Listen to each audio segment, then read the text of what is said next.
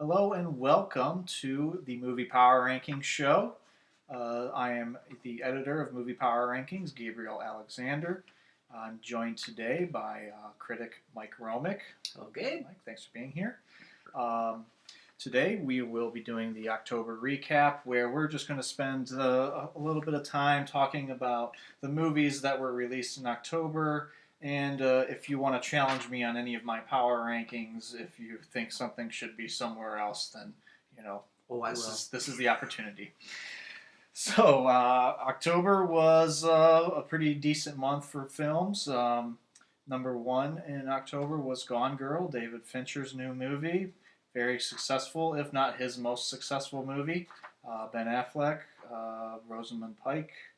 What do you have any arguments against it being No, I number don't. one? I think the studio handled it perfectly. Again, and you had the actual author, Gillian Flynn, write the screenplay, and that we're talking Oscar for that, which is very unusual and well cast right down the line. Tyler Perry and all sorts of Neil Patrick Harris and Rosamund Pike, a revelation. She's always been good, but now an actual starring part, she did great. Ben Affleck was fine, and you had David Fincher with a built-in audience. You had a book that was a bestseller for years, and great reviews. I mean, and I don't think they made a mistake, and I think they were very happy with the whole thing, how it turned out. Yeah, like very well marketed. You said Rosamund Pike. We may even see Oscar nominations, Absolutely.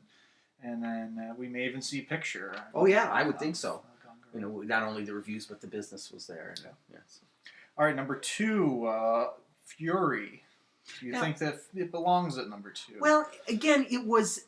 I saw it. I liked it. I thought the action sequences were well done. I mean, the cast was okay. I mean, sort of a bomber's crew, and you had it was very familiar with their relationships, and the story was nothing special. But lots of good action sequences. But it found that military man audience that Lone Survivor has, that the Christmas, the Clint Eastwood. American Sniper hopes to get, and it found that audience where a lot of older men got dragged to a lot of movies by their wives, and here you had the husband saying, "Well, we're going to see Fury," and again, it did. I think it did as well as they could have expected, if not better. And like I said, I liked it. I mean, it wasn't great, but it was okay and well marketed. And again, the audience they needed to get, they got.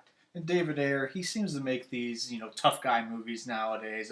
He did Sabotage earlier this year, which, I can't recommend, but he is that kind of new voice, new male voice who has to make a very macho and stoic movie now. I just wish he would get a stronger script. I mean, he had a good cast, but again, the script was really the issue. With Sabotage, I mean, the script was the problem too there. So, number three, I moved it up from number four, Nightcrawler. Terrific movie. I thought it was beautifully photographed, terrifically acted. Jake Gyllenhaal, like nothing he's done before. Again, very dark and open to very good business. And I was quite surprised. I mean, I thought I don't know how word of mouth is going to be on it, but I thought it was terrific, very unusual. And like I said, but dark, and it seemed to have found an audience and as long as only 10 million its opening weekend, but I think it's going to have legs. I think Oscar nominations, especially for Jake Gyllenhaal, could extend its running. Right. And I don't think it was very expensive. I mean, it's not that it looks good, but I don't think it was like we're opening at 10 million, and if it lasts a few weeks in Oscar nominations, I think it will end up in the hit column.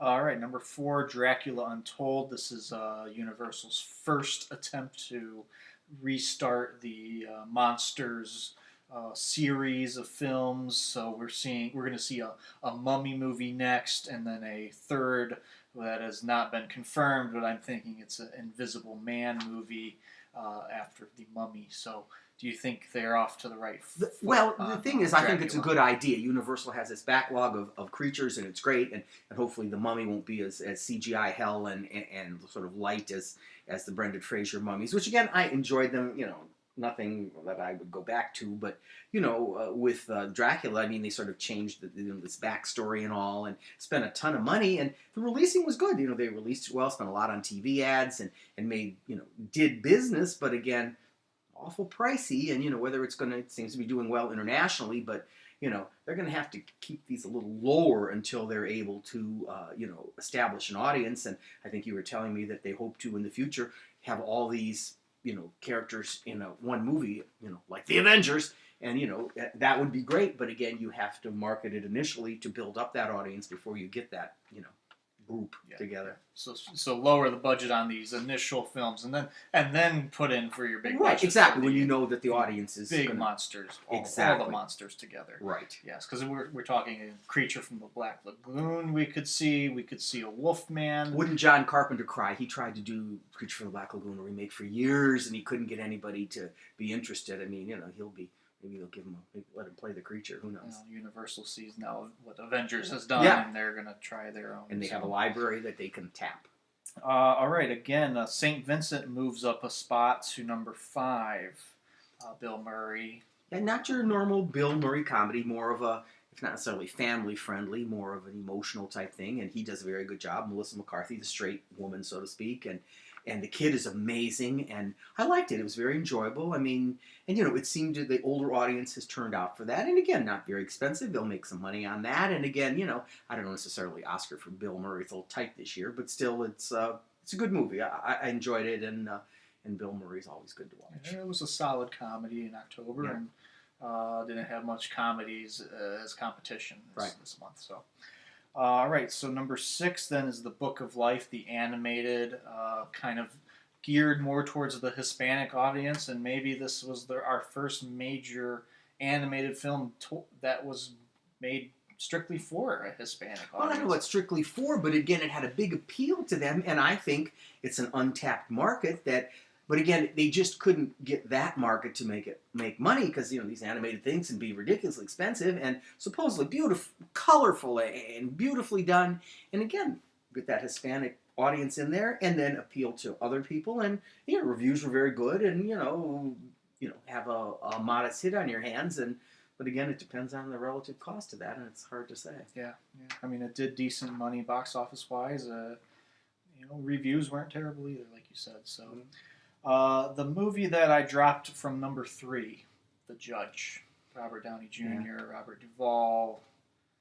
Not a bad movie. Didn't find that adult audience. Not a great movie. Very familiar. You've got that August Osage County, This Is Where I Leave You plot where a parental figure dies, and then the dysfunctional family gets back together, and family secrets are revealed.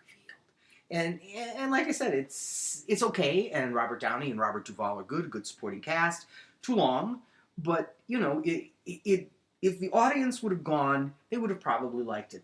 But even from the opening weekend, they didn't go. That adult audience didn't go to that, which they needed, because the Iron Man fans were not going to that. They knew they weren't seeing another Iron Man, so they didn't go, and so you had a movie that had potentially Oscar nominations for either Robert Downey or particularly Robert Duvall, and now that's not going to happen, and it lost a ton of money because it was not cheap. Yes, so, and that moved to number 7. It was number 3. Coming in at number 8, Birdman, a very interesting movie. I do have it in the independent art house category because I don't think it's that kind of a mainstream movie for all audiences. And that is exactly right. I mean, it got incredible reviews, lots of festival showings and things, and it was it's a terrifically interesting movie. Again, the audience I saw it to was not happy with it. I mean, I think it was marketed oddly. I mean, you probably shouldn't have even shown Birdman, so to speak, in the previews because it misled people into thinking it was a different kind of movie. But again, it's very odd, very incredible cast. Edward Norton, who has not been hardly mentioned because Michael Keaton, who was great, got all the reviews, but Edward Norton is every bit as good, terrific in a supporting part. And Emma Stone and Zach Galifianakis and a lot of Naomi Watts, a lot of interesting people, and very well done, very interesting, beautifully photographed by Emmanuel Lubezki. And again, it's definitely a terrific movie, but it's got a very exclusive audience. And the business has been great in the big cities and things where reviews really matter. But you get out in those flyover states, I don't think people are going to be as enamored of it. But again, Michael Keaton's bound to be nominated, probably a lot of other Oscar nominations, and but whether the audience is going to, it's got to find that audience, and boy, I don't know that it's doing that once. So you don't think it should be higher in the rank? You think is 8 a good spot? Because that's what I was thinking. It's not. It doesn't.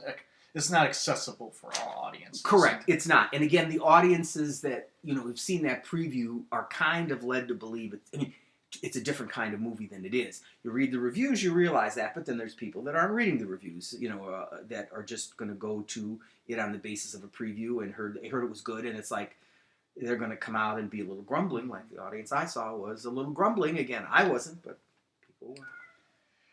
Moving on to our number 9 movie in October is Alexander and the Terrible, Horrible, No Good, Very Bad Day. I think it did okay. I mean, it was not a whole lot of competition, and hopefully it wasn't that expensive. But I think they may have expected to do a little better than it did. Steve Carell and Jennifer Garner, and again, a book that didn't scream out for a movie, but preview was good. But a book, I mean, most kids have read. Oh, yeah. I read when I was younger, and kind of has a built-in audience yeah. with the book alone, and I think for a family film in October and not much else there as competition. It's What's funny, it reminded me of Home Alone, not necessarily the plot, but the idea that all these incredibly crazy things are happening and this little kid has to deal with it, and that's always appealing and good for Home Alone and a number of sequels.